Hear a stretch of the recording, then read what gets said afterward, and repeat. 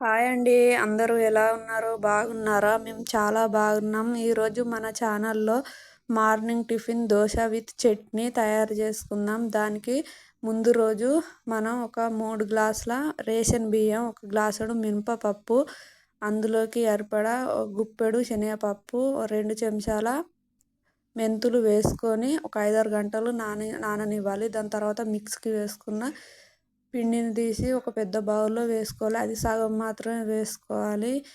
ఎందుకంటే అది ప్రొద్దున సరికి బాగా పర్మనెంట్ అయి పొంగుతుంది కాబట్టి సగం వేసుకుంటే దానికి మనకు నిండుగా వస్తది పిండి.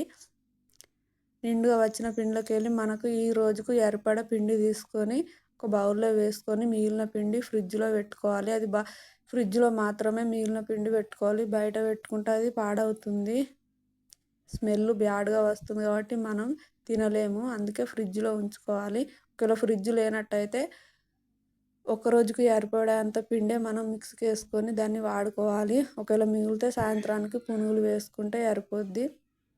ఇప్పుడు మనం దోసల కోసం తీసుకున్న పిండిలో కాస్త ఉప్పు, సరిపోయన్ని వాటర్ వేసుకొని బాగా కలుపుకోవాలి. ఎందుకంటే అది ఉండలు లేకుండా మంచిగా జ్యూసీగా తయారు కావాలి పిండి. అట్లా అయిన తర్వాత స్టవ్ పైన దోస పెనం పెట్టుకోవాలి. అది చాలా వేడవుతుంది. బాగా కాలిన తర్వాతనే దానిపైన తడి బట్టతోటి ఒక్కసారి ఇట్లా రబ్ చేసుకుంటే సరిపోద్ది. మనకిప్పుడు దోసకు పెనం తయారవుతుంది. దాని తర్వాత మనం వీలుగా సరిపేటట్టు మంచిగా దోస ఎంత పలుచగా అంటే అంత పలుచగా స్ప్రెడ్ చేసుకోవచ్చు. అది కాస్త కాలిన తర్వాత ఇప్పుడు దోస వేసే ముందు పెనం అయితే బాగా వేడి ఉండాలి. అప్పుడే మనం దోస క్రిస్పీగా బాగా వస్తుంది. దాని చుట్టంచులా ఆయిల్ వేసుకుందాం. ఆయిల్ వేసుకున్న తర్వాత అది 2 నిమిషాలకు ఎర్రగా గోల్డెన్ కలర్లో వస్తుంది. దాన్ని పక్కకు తీసుకొని ఇలా మనం ఎన్ని దోసలైనా వేసుకోవచ్చు.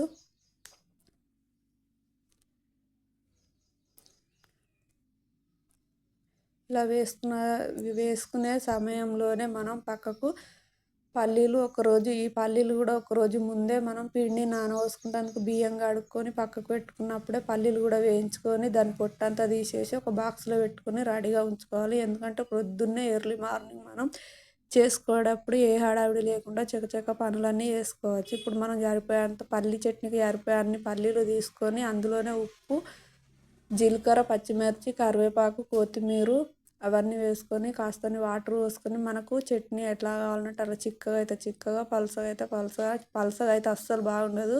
కాస్త చిక్కగా ఉంటేనే మనకు చాలా బాగుంటుంది చట్నీ. దాన్ని మిక్స్కి వేసుకున్న తర్వాత అటు మనం చట్నీ మిక్స్కి వేసుకోవాలి. ఇటు మళ్ళీ సిలిండర్ అస్సలు ఆఫ్ చేయకుండా ఒకటి తర్వాత ఒకటి ఎన్ని దోశలైనా మనం చకచక వేసుకోవచ్చు. ఇప్పుడు ఇటు దోశలు అవుతున్నాయి, అటు చట్నీ అవుతుంది. ఇప్పుడే మనకు పిల్లలు నేను కరెక్ట్ ఇప్పుడు 7 to 7:30 మధ్యలో ఈ దోశల పని పెట్టుకున్నాను. ఎందుకంటే ఇప్పుడు పిల్లలు స్కూల్కి పోయే టైం కాబట్టి వాళ్ళకు ఎర్లీ మార్నింగ్ టిఫిన్ కావాలి.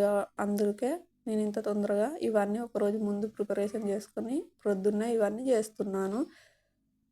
దాని తర్వాత ఇప్పుడు మనం దోశలు వేసుకున్నాం కదా, ఒకటి తర్వాత ఒకటి వేసుకొని ఇప్పుడు పిల్లలకు మనం సరిపోయేటట్టు టిఫిన్లు పెట్టేసేయాలి. ఇప్పుడు ఈ దోశ అయింది. దాని తర్వాత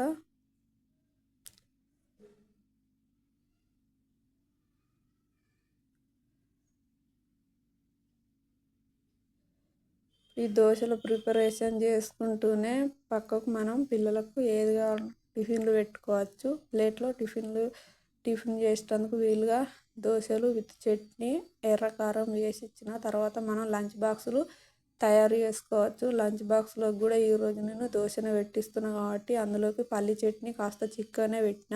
పల్లి చట్నీ వేసి పక్కకు ఎర్రకారం పెట్టిన. ఎందుకంటే పల్లి చట్నీ మధ్యాహ్నం సరికి కొంచెం కూల్ అయితే వాళ్ళకు తినబుద్ధి ఉన్న అది ఇది చెడి చేసుకొని తింటారు కాబట్టి నేను 2 పెట్టిస్తున్నా. పల్లి చట్నీ ఖరాబ్ అవుతుందని మీరు అనుకుంటారు కావచ్చు, కానీ అది ఖరాబ్ కాదు. ఎందుకంటే ఇప్పుడు కూల్గానే ఉంది వెదరు, అందుకే పల్లి చట్నీ సరిపోద్ది. ఒకవేళ ఎండాకాలం అయితే అస్సలు పెట్టద్దు, అది ఎంబడే గొడుగు వచ్చి అంతా పాడైపోతుంది. ఇప్పుడు ఈ సీజన్లో మనం వర్షాలు పడుతున్నాయి కాబట్టి పెట్టచ్చు, అంత డౌట్ ఏం పడవలసిన అవసరం లేదు. ఇప్పుడు తినటానికి వీలుగా నేను మళ్ళీ దోశలు వేసి పిల్లలకు ఇచ్చిన.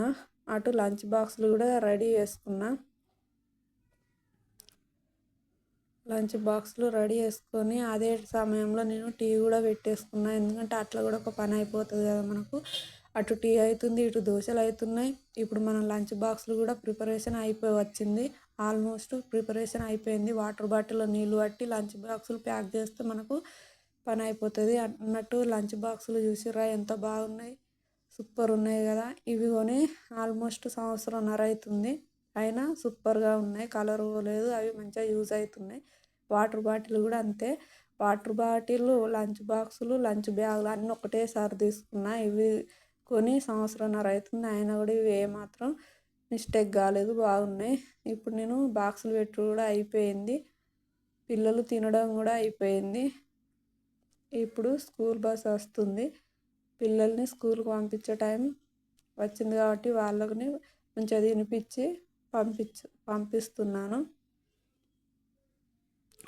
పిల్లల్ని పంపించిన తర్వాత ఇప్పుడు మరొకసారి టీ వేడి చేసుకొని ఇంట్లో ఉన్న వాళ్ళని తాగేసి తర్వాత మనం మళ్ళీ ఇంట్లో వాళ్ళు తినేటందుకు వీలుగా ఆనియన్ దోశ ప్రిపరేషన్ చూద్దాం. దానికి ఆనియన్ ఫస్ట్ దోశ వేసుకొని పక్కకు 2-3 ఆనియన్స్ తీసుకొని అవి చిన్నగా పొడి పొడిగా కడిగి వేసుకోవాలి. ఆ కడిగి వేసుకున్న ఆనియన్స్ అస్సలు కడగద్దు. ఫస్టే మనం ఆనియన్ 2 వక్కలు చేసుకొని అది నీట్గా కడుక్కున్న తర్వాత వెజిటేబుల్ కట్టర్లో వేసుకొని చిన్నగా ముక్కలు ముక్కలు కట్ చేసుకోవాలి. ఎందుకంటే ఆనియన్ దోశ అంటే ఆనియన్స్ చిన్నగా ఉంటేనే బాగుంటాయి కాబట్టి అలా కట్ చేసుకొని పక్కకు ఉంచుకోవాలి. అవి ఇప్పుడు దోశ వేసుకుని అంచుల పంటి ఆయిల్ వేసిన తర్వాత కాస్త కాలిన తర్వాత కాస్తన్ని ఉల్లిపాయలు తీసి ఉల్లిపాయ తరుము దాని మీద వేసుకొని దాంట్లో కాస్త మిరప్పొడి వేసుకోవాలి. మిరప్పొడి కరివేపాకు పొడి ఏదైనా మనం వేసుకోవచ్చు, చాలా బాగుంటుంది. సేమ్ ఇదే పద్ధతిలో మనం ఆలు కుర్మా వేసుకొని మధ్యలో ఆలు స్టఫ్ పెట్టుకొని దోశ సర్వ్ చేసుకోవచ్చు. ఇప్పుడు ఆలు దోశ ప్రిపరేషన్ అయిపోయింది, తిందాము. మరి ఇప్పుడు పల్లి చట్నీ విత్ స్ప్రౌట్స్ గోరుచిక్కుడుకాయ ఫ్రై చేసుకున్న మన దోశ ప్రిపరేషన్ అయిపోయింది. Thank you so much. Like చేయండి, షేర్ చేయండి. థ్యాంక్ యూ ఇంతసేపు చూసిన